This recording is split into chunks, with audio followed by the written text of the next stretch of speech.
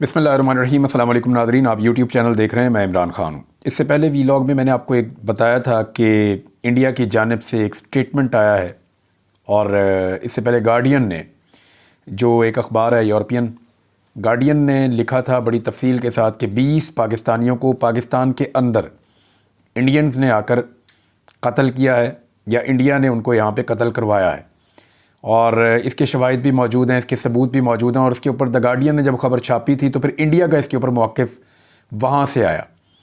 Indian वज़ीर दिफा राजनाथ सिंह, उसका एक इंटरव्यू होता है इंडिया में और उसमें उससे एक सवाल पूछा जाता है जिसके जवाब में वो ये कहता है, इंडियन टीवी न्यूज़ नेटवर्क है न्यूज़ 18, उसको इंटरव्यू देने के दौरान उसने कहा कि अगर किसी भी पड़ोसी मुल्क से कोई दहशतगर्द भारत में खलल डालने या यहाँ दहशतगर्दाना सरगर्मियों में मुलव्वस होने की कोशिश करेगा तो उसका मुंह तोड़ जवाब देंगे। अगर वो भाग कर पाकिस्तान जाएगा तो पाकिस्तान में घुस कर मारेंगे। ये इंडियन वज़ीर दिफा का स्टेटमेंट है। और जब सहाफ़ी ने बाद में पूछा कि अब इंडिया पहले की तरह वाली पॉलिसी में नहीं रहेगा कि पड़ोसी ऐसा करेंगे तो बगल में खड़ा रहेगा और मुंह तोड़ जवाब देंगे, तो उसने कहा जी बिल्कुल यही कहा और भारत में ऐसा करने की सलाहियत है, पाकिस्तान भी इसे समझने लगा है और नरेंद्र मोदी ने इसको वाज़े कर दिया है कि ये पॉलिसी बिल्कुल दुरुस्त है और भारत ये करने की सलाहियत रखता है कि वो पाकिस्तान के अंदर जाकर घुस के मारे। अब ये इंडिया का मौक़िफ़ है। बरतानवी अखबार द गार्डियन में जो रिपोर्ट शाया हुई थी उसका ये रद्द-ए-अमल है। वहाँ से एक तो पाकिस्तान बार बार कह रहा है कि इंडिया पाकिस्तान के अंदर पाकिस्तानी शहरियों को आकर कत्ल करता है। देखिए, पाकिस्तान एक इंडिपेंडेंट कंट्री है। अगर भारत को पाकिस्तान के अंदर किसी शहरी से मुताल्लिक़ कोई शिकायत है तो भारत पाकिस्तान के साथ उसको शेयर कर सकता है। भारत आलमी सतह पे मामला उठा सकता है, भारत पाकिस्तान के साथ शेयर कर सकता है, पाकिस्तान कानून के मुताबिक कार्रवाई कर सकता है। अगर पाकिस्तान को भारत के अंदर किसी शख्स से ख़तरा है या भारत में कोई ऐसा दहशतगर्द है जिसने पाकिस्तान में कुछ किया है तो पाकिस्तान शवाहिद को भारत के साथ शेयर कर सकता है और भारत से मुतालबा कर सकता है कि उसके ख़िलाफ़ कानूनी कार्रवाई की जाए। ये तो है अच्छे पड़ोसियों का तरीका। लेकिन अगर पाकिस्तान के अंदर घुसकर इंसानों को कत्ल करना है, और 20 लोगों को भारत कत्ल कर चुका है उस रिपोर्ट के मुताबिक, और भारतीय वज़ीर दिफा का ये जो स्टेटमेंट है राजनाथ का, वो इस बात को क्लियर कर रहा है, वो ये एतराफ़ है कि उन्होंने पाकिस्तान के अंदर घुसकर कत्लेआम किया है, उसको उन्होंने डिनाई नहीं किया। इसके ऊपर पाकिस्तान का स्टेटमेंट आया, ख्वाजा आसिफ का स्टेटमेंट है। मैं ख्वाजा आसिफ का स्टेटमेंट आपको पढ़ के सुनाता हूँ और फिर मैं आपको बताता हूँ कि एक्चुअली भारत ये क्यों कर रहा है और भारत किस तरह का एडवेंचर चाहता है। भारत इलेक्शन के चक्कर में ऐसी हरकत ना कर बैठे जिसका उसे खमियाजा भुगतना पड़े, पाकिस्तान के वज़ीर दिफा ख्वाजा आसिफ ने यह कहा है। ख्वाजा आसिफ ने कहा कि चंद साल पहले भारत ने पाकिस्तान में घुसकर कार्रवाई की तो क्या अंजाम हुआ। हमने भारत का जहाज़ गिराया, पायलट को खैरात में वापस किया, दोबारा ऐसी कोशिश की तो वही जवाब देंगे जो पहले दिया था। भारत हमसाया ममालिक के ज़रिए पाकिस्तान में दहशतगर्दी की सरपरस्ती करता है। भारत में इतनी ज़रूरत नहीं कि बराह रास्त हमला करे। राजनाथ इलेक्शन मुहिम की वजह से बढ़के मार रहे हैं। इलेक्शन के चक्कर में भारत ऐसी हरकत ना कर बैठे जिसका उसे खुमियाजा भुगतना पड़े। अच्छा, अब ये जो है वो ख्वाजा आसिफ का स्टेटमेंट है, लेकिन मैं एक चीज़ आपको याद दिलाऊं, ये ख्वाजा आसिफ के दौर में नहीं हुआ था। नवाज शरीफ के दौर में तो हमेशा अगर भारत ने कोई हरकत की या पाकिस्तान के ऊपर कोई एलिगेशन लगाया तो नवाज शरीफ साहब ने मादरत ख्वाना रवैया हमेशा रखा है। नवाज शरीफ भारत के मामलात को लेकर हमेशा ये चाहते हैं कि भारत के साथ अमन ही अमन हो, और किसी किस्म का अगर भारत कोई सख्ती करता भी है तो पाकिस्तान उसको रिस्पॉन्ड करने की बजाय पुरअमन तरीके से मामलात को रिजॉल्व करे। ये नवाज शरीफ साहब की अपनी एक सोच है। कई लोग उसको पॉजिटिव देखते हैं, कई लोग इसको नेगेटिव देखते हैं। इमरान खान साहब की सोच इससे मुख्तलिफ थी। जब 2019 में भारत ने पाकिस्तान में एडवेंचर किया और भारतीय एयरफोर्स पाकिस्तान में दाखिल हुई और अपना जो इजाफी लोड था वो फेंक कर भाग गई उनकी एयरफोर्स, तो फिर इमरान खान साहब ने फैसला किया और अगले दिन पाकिस्तान ने उस सरहद को क्रॉस किया और मकबूजा कश्मीर में दाखिल हुई। और फिर जब भारतीय तैयारे पीछे आए तो पाकिस्तान ने 2 तैयारे गिरा दिए थे। एक तैयारा पाकिस्तान की हदूद में गिरा, अभिनंदन को हमने पकड़ लिया था और अभिनंदन को पकड़ के उसको इन्वेस्टिगेट किया और बाद में अभिनंदन को वापस कर दिया भारत को। ज़ख्मी हालत में वो गया था, उसको बड़े कॉलर वाली शर्ट पहना के अभिनंदन को भारत को दिया, वो वहाँ पे भारत ने उसको हीरो बना दिया। हालांकि उसको वहाँ जाकर पूछना चाहिए था, तैयारा तेरा गिर गया है, वहाँ पे तू गिरफ्तार हो गया है, मार तूने खाई है, तो उसको हीरो तो नहीं बना सकते, लेकिन फिर भी अभिनंदन को उन्होंने वहाँ पे हीरो बना दिया। अच्छा, अब उस वक्त पीएमएलएन ने क्या कहा था? पीएमएलएन ने इमरान खान पे बहुत तनकीद की थी और ये कहा था कि इमरान खान ने टांगें कांप गई। उस वक्त के आर्मी चीफ जनरल बाजवा को कहा कि वो घबराए हुए थे, टांगें कांप रही थी। ये स्टेटमेंट दिया था याद सादिक ने। ख्वाजा आसिफ और उनकी पार्टी बार बार ये कहते रहे कि ये जो वापस किया है इंडियन पायलट, ये एक बुज़दिली है, ये एक कमज़ोरी है, और इमरान खान को बहुत ताने दिए थे। आज वही ख्वाजा आसिफ जब इक़्तिदार में है तो वो इमरान खान के दौर का जिक्र नहीं कर रहा। वो ये नहीं कह रहा कि उस वक्त वज़ीर-ए-आज़म इमरान खान था, ये ज़रूर कह रहा है कि वो उनकी हुकूमत का नाम ले रहा है, उनके वज़ीर दिफा का नाम ले रहा है, लेकिन ख्वाजा आसिफ ये नहीं कह रहा कि उस वक्त इमरान खान था वज़ीर-ए-आज़म पाकिस्तान, जब भारत को नाको चने चबवाए थे और उनका पायलट पकड़ के बाद में खैरात में वापस किया था। कल जो पायलट टांगे कांपते हुए वापस किया गया था, या पाकिस्तान की हुकूमत को और पाकिस्तान को बुज़दिल कह रहे थे ये लोग जब पायलट वापस किया गया, तो आज ये कह रहे हैं कि इंडिया को हमने खैरात में वापस किया था। तो देखें आप हुकूमत में और अपोजिशन में कैसे लोगों के मौक़िफ़ बदलते हैं, और ये बदलते रहते हैं, पुरानी कहानी है, ऐसे ही चलता है। बहरहाल इंडिया जो कर रहा है और जिस तरह दीदा दलेरी से वो इसको एक्सेप्ट कर रहा है, कोई भी आज़ाद मुल्क इसको बर्दाश्त नहीं कर सकता। पाकिस्तान इसका क्या जवाब देगा? क्या यही जवाब है जो ख्वाजा आसिफ ने दिया है? उन्होंने 20 आदमी मारे पाकिस्तान के अंदर घुसकर, और ना सिर्फ 20 आदमी मारे बल्कि बाद में इसको ओन किया और धमकी लगाई पाकिस्तान को। अब पाकिस्तान को किस फोरम के ऊपर उठाएगा, किस अंदाज में उठाएगा, और क्या इसको पाकिस्तान रिस्पॉन्ड करेगा वापस प्रैक्टिकली? ये बड़े सवालात हैं, देखते हैं इसके अंदर क्या होता है। अब आ जाए पाकिस्तान की अंदरूनी सियासत के ऊपर। खबर मानिका वाला जो केस है, इद्दत में निकाह वाला केस, वो आज सुबह रिपोर्ट हुआ, कल सुबह रिपोर्ट हुआ कि ये उड़ जाएगा, अब इसके पल्ले कख नहीं है। मैंने आपको पहले बताया था जो केस सबसे पहले उड़ेगा ना और सबसे तेजी से उड़ेगा वो इद्दत में निकाह वाला केस है। ये तो सुनेगा ही नहीं कोई अदालत। अब जब ये केस लगा कचहरी में, तो खबर मानिका का जो वकील है रिजवान अब्बासी, उनके बारे में कहा जाता है कि वो वहीं साथ वाली अदालत में बैठे थे और उनकी वहाँ से फ़ोटोज़ भी आ गई कि जनाब यहाँ तशरीफ़ रखते हैं, लेकिन वो बगैर बताए कचहरी से चले गए और गैर हाज़िरी के बायस इस मामले की तारीख पड़ गई है 9 अप्रैल को दोबारा इसकी समाअत होगी। ये मामला भी कोशिश की जा रही है कि ईद के बाद पर मुलतवी कर दिया जाए। ये 1-2 पेशियों में उड़ जाने वाला मामला है, ये टिक नहीं सकता। जानबूझकर ऐसा किया गया, ये इल्ज़ाम लगाया सलमान अकरम राजा साहब ने। दूसरी जानिब मैं आपको ये बताऊं कि पीएमएलएन के लोग एक एक करके खुल रहे हैं। क्यों खुल रहे हैं, इसकी वजह आहिस्ता आहिस्ता आपको समझ आ जाएगी। मुस्लिम लीग नून को अब एक एंटी एस्टेब्लिशमेंट बयानिया बनाना है। नवाज शरीफ साहब को ये बात समझ आ गई है कि उन्होंने डील करके और जिस अंदाज में उन्होंने हुकूमत ली है, उनकी और उनके ख़ानदान की सियासत हमेशा के लिए ख़त्म होने जा रही है। वो ये सोच रहे थे कि दोबारा इक़्तिदार में आएंगे, मरीम नवाज़ के बच्चे भी इक़्तिदार में आएंगे, लेकिन ऐसा मुमकिन दिखाई नहीं दे रहा, क्योंकि इस मरतबा ये बुरी तरह इलेक्शन हारे हैं। 2 दर्जन से ज़्यादा इनकी सीटें नहीं है, 2 या 3 दर्जन मैक्सिमम सीटें होंगी, ज़्यादातर सीटें ये हार गए हैं। 50 सीटों पे तो इन्होंने कब्जा किया है, कम से कम पाकिस्तान तहरीक इंसाफ की। ये MNAs की बात कर रहा हूँ मैं, MPs तो इससे बहुत बड़ी तादाद में है। तो नवाज शरीफ साहब अब एंटी एस्टेब्लिशमेंट बयानिया आस्ता आस्ता बना रहे हैं, लेकिन क्या ये बयानिया बिकेगा? देखिए, आज 2 और लोगों ने, बड़ा सीरियस लोग हैं, इन्होंने स्टेटमेंट दिया है।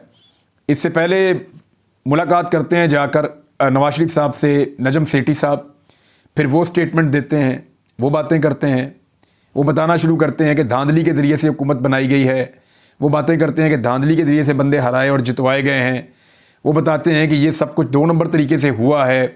वो बताते हैं कि इमरान खान के ऊपर झूठे केसेस बनाए गए हैं। यानी ऐसा लगता है कि एक एंटी एस्टेब्लिशमेंट बयानिया जो है उसको तैयार किया जा रहा है। जावेद लतीफ़ को आप सुन लें, वो भी यही कह रहे हैं।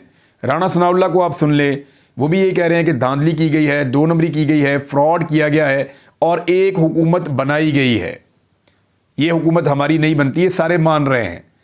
सब ये मान रहे हैं कि इमरान खान साहब का इक़्तिदार था, उनको लोगों ने अक्सरियत दी थी, लेकिन उनसे वो छीन ली गई है।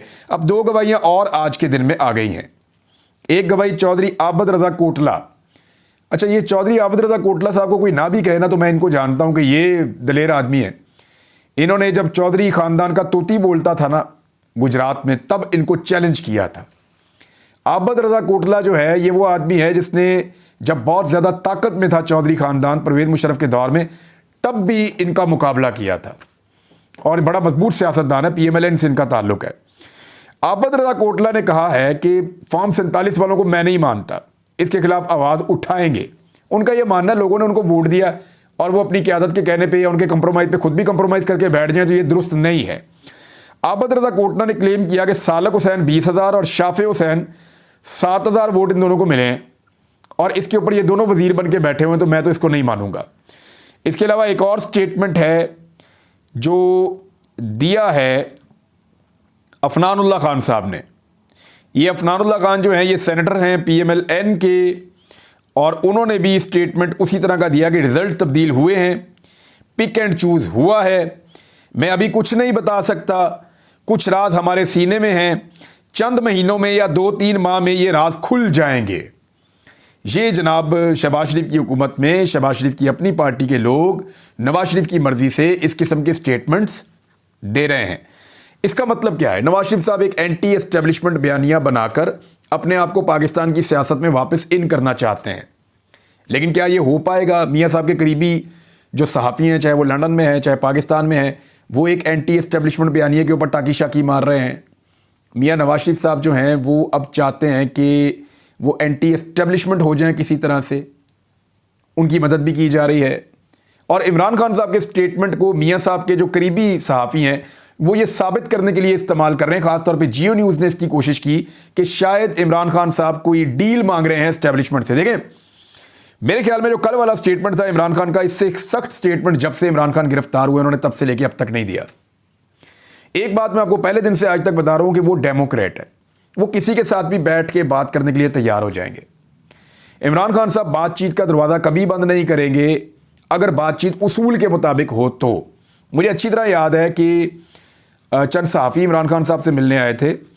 सुहेल वड़ाइश साहब थे, मुजीबुर रहमान शामी साहब थे, कुछ और सहाफ़ी भी थे, उसमें आज़म खान साहब भी थे और लोग भी थे, वो गवाह हैं इस बात के। तो उन्होंने कहा कि फ़ौज का रोल जो है उसको प्रॉपर डिफ़ाइन कर दिया जाए, पॉलिटिकल पार्टीज़ मिल के ऐसा कर दें, आर्मी चीफ की तैनाती का मामला कर दें, इलेक्शन कैसे करवाना ये कर दें, और एक मिसाक मईशत हो जाए कि जो भी हुकूमत आएगी वो मईशत के ऊपर सियासत नहीं करेगी, मुल्क की मईशत चलानी है। और ये बात तब की है जब इमरान खान साहब की हुकूमत गिर चुकी थी।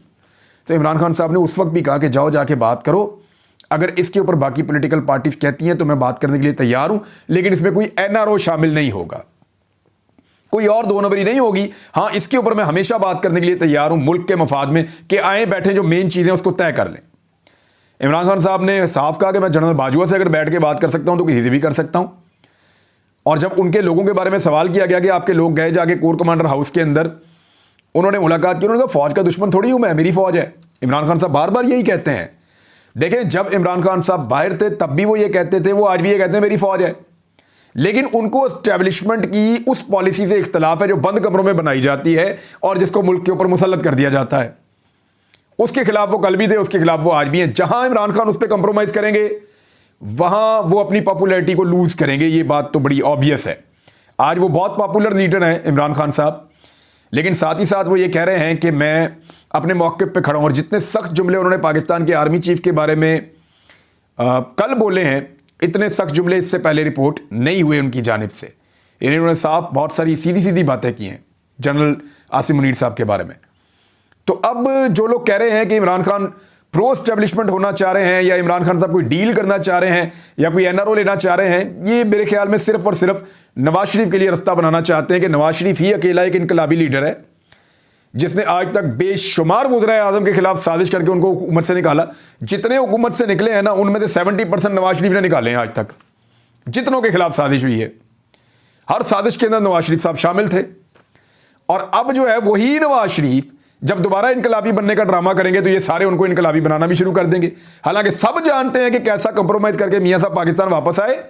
इलेक्शन से 2 दिन पहले अखबारात के अंदर खबरें लगवा दी वज़ीर आज़म नवाज शरीफ, और उसके बाद लोगों ने जब रिजेक्ट किया, क्योंकि 8 फरवरी एक ऐसा दिन है जो रियली में एक इनकलाब इस मुल्क के अंदर आया और हर चीज़ बड़ी क्लियर कर दी पाकिस्तान के अंदर। पाकिस्तानियों ने पिक्चर इतनी क्लियर कर दी है कि अब किसी के पास मार्जिन नहीं है कि 8 फरवरी को फरामोश करके कोई नया खेल इस मुल्क के अंदर खेला जाए।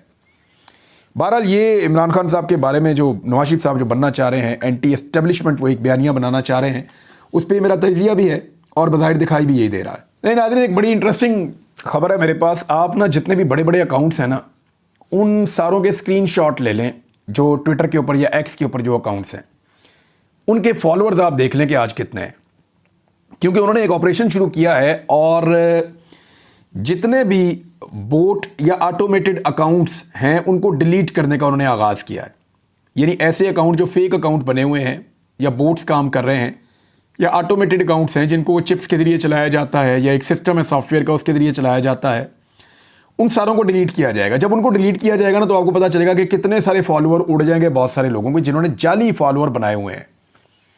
इन अकाउंट्स का मैं अभी नाम नहीं ले रहा, लेकिन आने वाले दिनों में आपको पता चल जाएगा कि किस किस का कितना कितना नुकसान होता है इसके नतीजे में। दो और खबरें हैं जी, ये बड़ी इंपॉर्टेंट लेकिन छोटी छोटी खबरें हैं। इमरान खान साहब ने काजी फ़ायद ईसा साहब के लिए एक कुरान पाक की आयत का पैगाम भिजवाया है। कुरान पाक के 5वें सुपारे की एक आयत है और उसमें जो मफहूम है वो ये है कि दुश्मनी में इस कदर आगे ना बढ़ जाओ कि इंसाफ ना कर पाओ। ये इमरान खान साहब ने काजी फ़ायद ईसा साहब के लिए पैगाम भिजवाया है। उम्मीद है कि वो इसको पैगाम को पढ़ेंगे। ये अल्लाह रब्बुल इज़्ज़त की तरफ से एक हदायत है मुसलमानों के लिए, तो इसको समझना चाहिए। दूसरी बात यह है, और अल्लाह ताला हम सबको इसको समझने की और तो अमल करने की तौफीक अता फरमाए, आमीन। दूसरी बात यह है कि काजी फ़ायद ईसा साहब के हवाले से एक बहुत बड़ा मौक़िफ़ सामने आया है तसद्दुक़ जिलानी साहब का। वो कह रहे हैं मुझ पर कोई दबाव नहीं था सवाए ज़मीर के, मुझे TORs बताए गए थे जिन्हें तब्दील भी नहीं कर सकता था। ये एक तरह से मेरे हाथ पांव बांध कर अपनी मर्ज़ी के फ़ैसले की तरफ धकेलने की तरह था। कल सुप्रीम कोर्ट में गलत बयानी की गई। अब बात यह है, गलत बयानी किसने की? अटॉर्नी जनरल ने और सुप्रीम कोर्ट ऑफ पाकिस्तान के चीफ जस्टिस ने। अगर चीफ जस्टिस ऑफ पाकिस्तान इस तरह के अल्फाज बोलेंगे या ऐसी चीज़ करेंगे जिसका हकीकत से ताल्लुक़ नहीं है, तो फिर सुप्रीम कोर्ट ऑफ पाकिस्तान का तो अल्लाह हाफिज़ है, फिर बाकी लोग तो पता नहीं वहाँ पे और क्या क्या करेंगे। काजी फ़ायद ईसा साहब को मेरे ख्याल में जब दोबारा पेशी हो तो इसके ऊपर अपनी क्लियरेंस देनी चाहिए, इसके ऊपर वजाहत देनी चाहिए और इस मामले को जो है वो या तो मादरत करनी चाहिए तसद्दुक़ जिलानी साहब से कि उनसे उन्होंने एक गलत खबर को या एक फ़ेक न्यूज़ को उनके साथ मंसूब किया। देखते हैं कि वो इतनी इखलाकी ज़रूरत पैदा कर सकते हैं या नहीं। दूसरी खबर शहबाज राणा साहब की है। उनके मुताबिक वज़ीर-ए-आज़म ऑफिस के आला अफसरान को 4 तनख्वाहें बतौर इनाम बोनस पर दिए जाने की मंजूरी दे दी गई है। 4 तनख्वाहें, 4, 1 नहीं, 2 नहीं, 3 नहीं, 4 तनख्वाहें दी गई हैं। इन तनख्वाहों की अदायगी हुकूमत कमर्शियल बैंकों से कर्ज लेकर करेगी और इस कर्ज पर सूद की अदायगी 23% अदा करेगी। ये हुकूमत की हालत है। वो वज़ीर-ए-आज़म खुश रहे, उसका ख्याल रखें सारे अफसर इसके लिए। और वज़ीर-ए-आज़म ऑफिस के अंदर जो ऑफिसर्स होते हैं उनकी डिटेल फिर कभी आप देख लीजिएगा, इंटरनेट पे जाके आप चेक कर लें कि वहाँ पे कौन कौन सा ऑफिसर है, किस किस की लॉटरी निकली है। 4 तनख्वाहें दी जानी है, 4 महीने की तनख्वाहें 1 महीने काम करने के नतीजे में। ये इनके अल्ले तल्ले हैं, ये इनकी अय्याशियाँ हैं जो ख़त्म नहीं हो रही और ये मुल्क कर्ज़े के अंदर डूबा हुआ है। अब तक के लिए इतना ही। अपना ख्याल रखिएगा, अपने इस चैनल का भी। अल्लाह हाफ़िज़।